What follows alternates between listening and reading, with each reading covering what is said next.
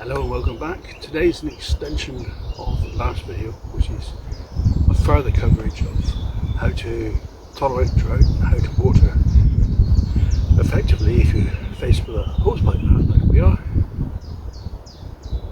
Let's see, here we go. Now then, this is a trick I learnt on my honeymoon 32 years ago. Oh, don't let the missus hear this because she ain't gonna be happy not remembering. And it's basically making hollows around plants, particularly at planting time.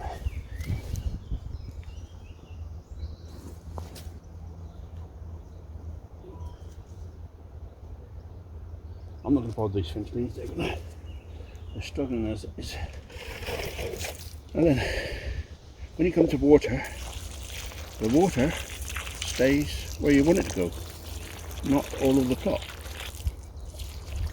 It goes right to where it needed. Oh, okay, that was sprung a leak.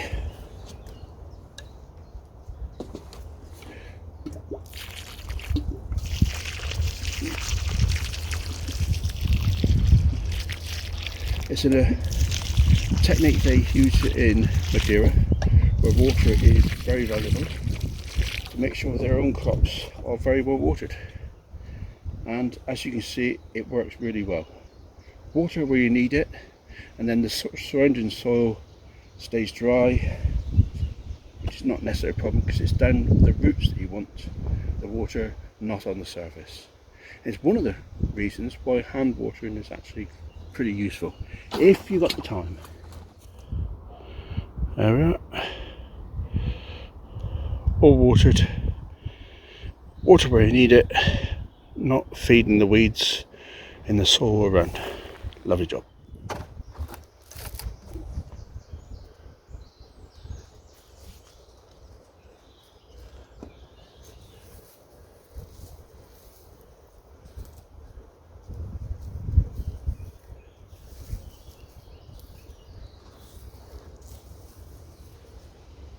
Now on this soil, the slope is coming down here, so I want to prevent the water running off this way.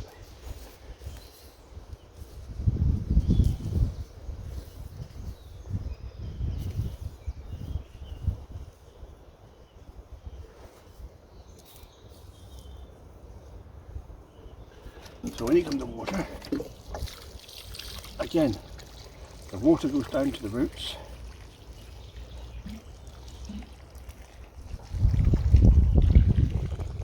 Topsoil can stay dry, and it's not a problem. In dry weather conditions like this, you can actually let it be your friend.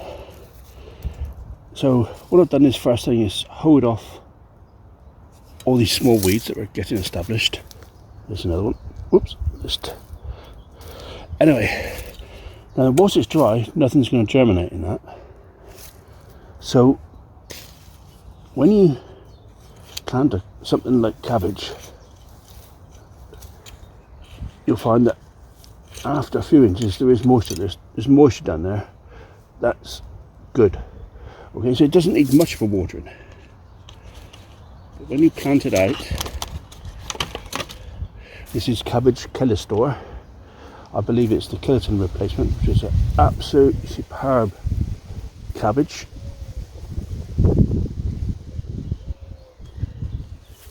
Club root resistant, brilliant. So you're watering the root ball, you're not watering the topsoil, which will contain all the weed seeds. Give it a firm in, job's done almost. What I'd like to do then is create a kind of barrier around it. What that's to do is, when it rains,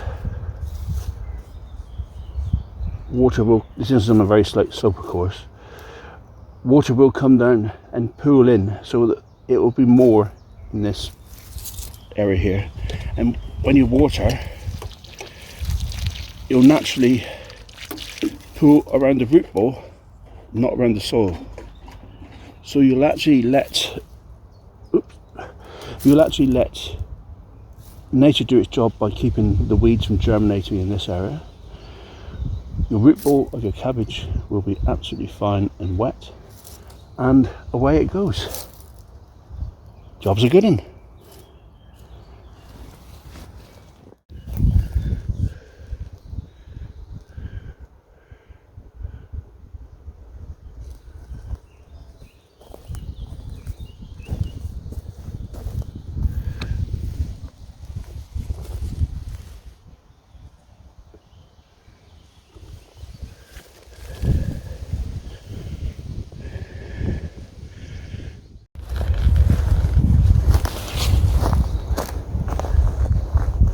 Useful little tip when you're trying to get these blue poles on.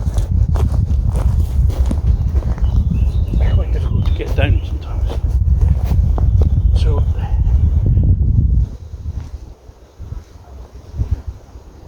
it's worth its weight in gold. Broken handle uses a large dibber. That goes in there.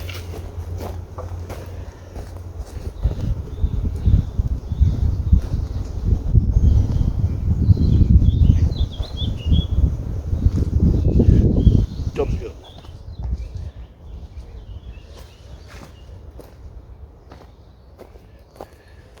This is scaffold netting. Perfect gauge. Creates a little bit of shade for your cabbages.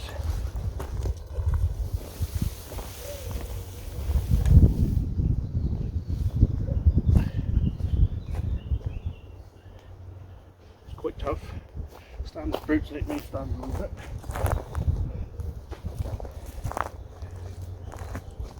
And of course you buy much of a length you want.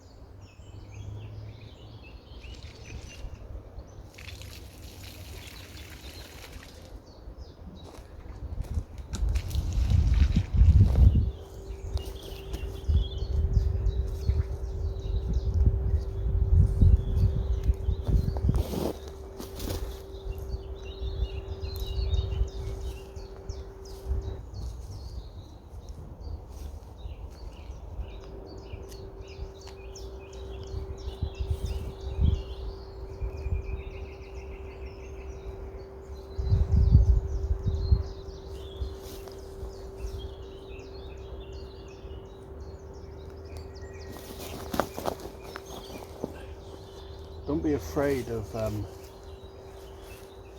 when you weed like this, leaving them on the surface. Normally, in normal conditions, you'd be afraid of encouraging slugs, giving slugs a hardy hold. But to be honest with you, in this dry weather,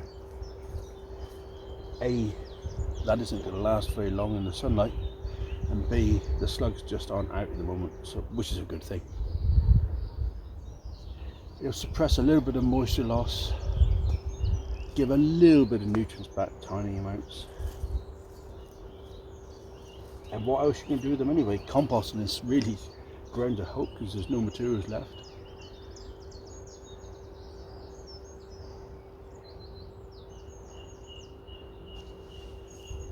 The ground isn't too bad. There is moisture down there, so these will be right at the moment. I am keeping these watered to a certain extent. You know, it's always worth just scraping down and having a look down. Have a look beneath the sea, so see how that's doing.